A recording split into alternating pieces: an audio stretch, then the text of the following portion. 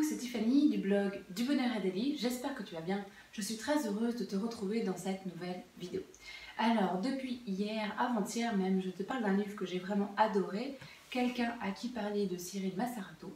Et donc ce livre, eh bien, l'avantage c'est qu'il répond à la question comment profiter de la vie. En fait, c'est un enfant de 10 ans, un enfant qu'on aurait pu être nous aussi, qui va aider nous adultes de 30 ans, 35 ans, 40 ans, comme on veut, à vivre la vie dont on rêvait quand on était petit. C'est-à-dire que quand on n'avait aucun filtre, aucune limite, quand vraiment on pensait que tout était possible, qu'on avait vraiment cette croyance, cette espérance, et qu'on a perdu malheureusement quand on a grandi, quand on a laissé la vie nous amener dans des voies qui ne nous convenaient pas quand on était enfant.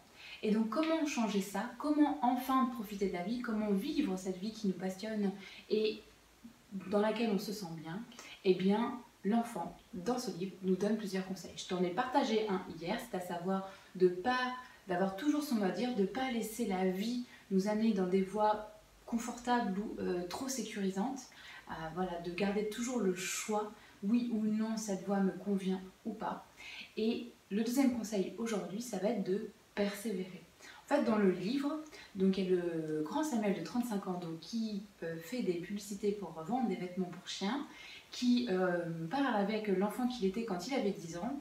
Et cet enfant-là, il n'est pas du tout d'accord avec le choix du métier de lui quand il a 35 ans. Il dit voilà, moi je voulais être en 1 footballeur ou en 2 écrivain, qu'est-ce qui s'est passé? Et donc le grand Samuel de 35 ans lui dit eh bien, déjà on n'est pas du tout sportif, quand on a grandi, on a perdu cette énergie-là sportive.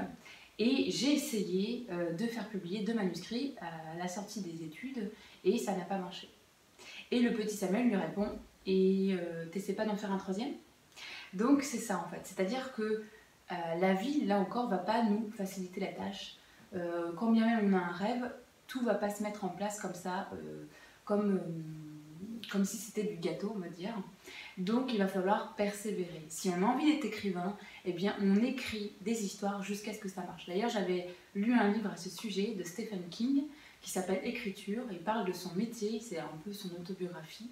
Et on comprend à quel point Stephen King, qui aujourd'hui est juste l'un des auteurs les plus connus dans le monde entier, eh ben, c'est qu'il a galéré pour être écrivain. Il a écrit je ne sais pas combien de centaines d'histoires avant d'être connu, d'être publié et d'en vivre. Il a vraiment dû faire des métiers aussi qui ne convenaient pas du tout pour pouvoir payer ses factures, mais il a toujours continué à écrire quand il rentrait chez lui, parce que c'était ça son rêve, il n'a jamais lâché, il a persévéré. Donc voilà, c'est le conseil que je te donne aujourd'hui, que l'enfant de 10 ans de ce livre te donne, que Stephen King aussi te donne.